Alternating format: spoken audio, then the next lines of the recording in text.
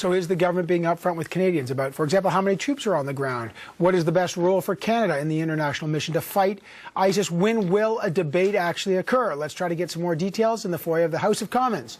James Bezan, Parliamentary Secretary to the Minister of National Defence. Paul Dewar, the NDP's Foreign Affairs critic, and Mark Garneau, the Liberal Foreign Affairs critic. Gents, always good to see you back here. Mr. Bezan, any news that you could tell Canadians after all this discussion? The mission, essentially, the first 30-day assessment mission, is over on the weekend. When will Parliament debate what comes next? As to a firm date, I don't have that information yet, Evan. I know that Cabinet is still seized with this, and they are looking at the options and will be making a recommendation to us as parliamentarians on how we move forward. And if it involves combat, if it involves airstrikes, then that becomes a confidence motion that we'll bring before the House for a full debate, a full and maybe more than one day, maybe a couple of days of debate, and then an ultimate vote on it.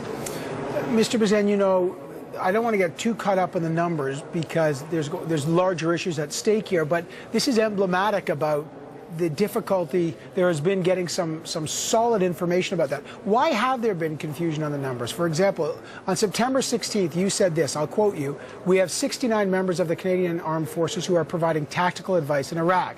Today we learned the actual number is 26, and all 69 might not even be there by the time this 30-day assessment goes up." Why has it been so difficult to actually figure out who's on the ground doing what? Well, maybe I misspoke. We've authorized up to 69.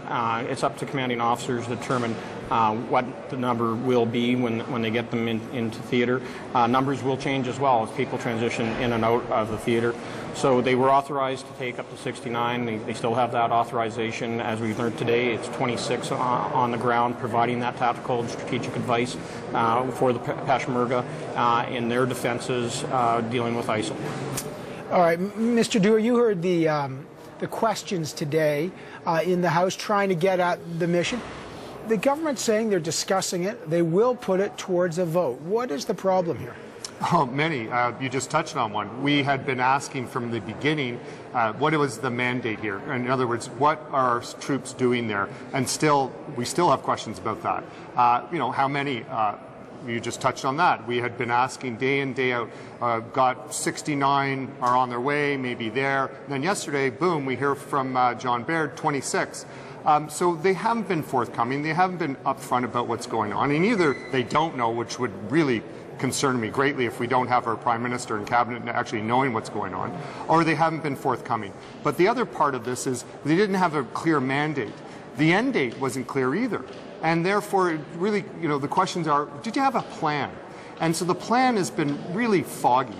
And the problem with that, Evan, is that we believe we absolutely should be doing something as the official opposition. And we should have been doing something about a month ago and doing what we put forward, and I've said many times, is do what other countries are doing like Norway, getting behind the humanitarian effort. It's not a question about whether we do something or not, it's about what we do. And we've lost time in taking action. My concern right now, and I'll finish with this, is it seems like there's some sort of debate going on because we haven't got a plan about what the next steps are for this combat mission. And we're hearing things like, well, there's not many targets left, so why would we have you know, these airstrikes in the end? So while they're hesitating or dithering, we could have been actually acting and saving lives, and that's something that's very important for us because what we see now is a government that's really not clear on what it's doing. Has the NDP ruled out supporting any combat mission?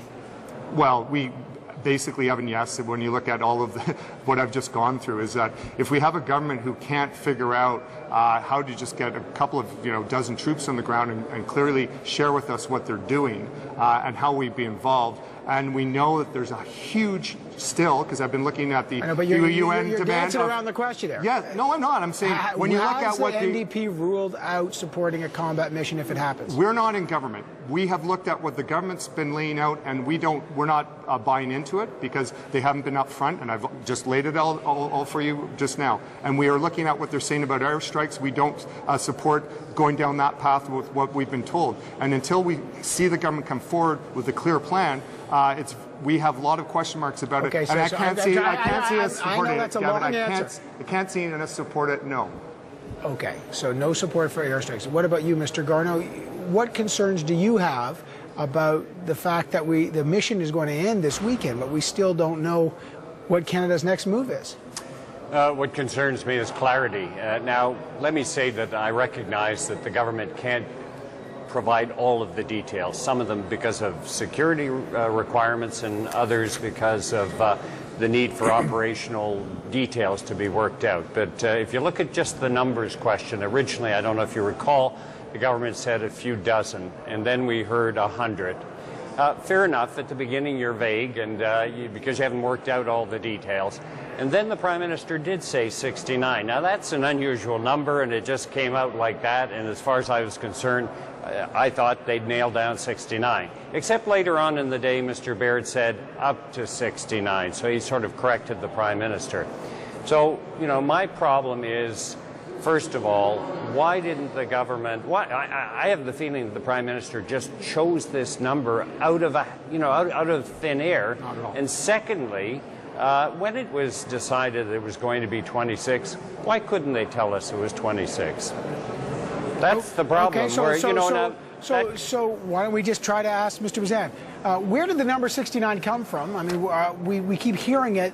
Why did you authorize up to 69 in particular, and why has it taken so long to figure out that there's now 26 on the ground? So, as you recall, Evan, when we first started the discussion and the requests came in, we'd sent over 4 members of the Canadian Armed Forces to do an assessment and work with the Peshmerga and Iraqi security forces as to what the need was, and then determine how Canada could best fit in from an advisory position and non-combat role. That's where the 69 recommendation came from. We authorized that 69, and for whatever reasons, we haven't got to that level yet. But and part of it may be because of how the battle has shifted from Iraq more into Syria. Is that why? I mean, this is. I'm not just speculating. Okay, because the Prime Minister didn't rule out bombings in Syria. Right? Has your government ruled out going into Syria?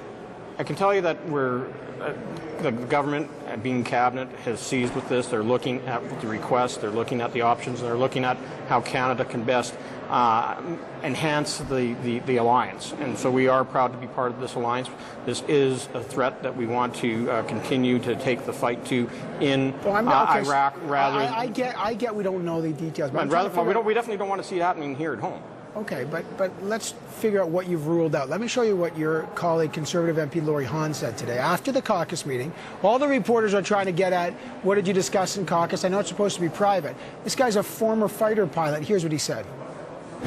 We don't rule out anything. I mean, you should. You know, when you strategy and tactics is something you do, not something you talk about.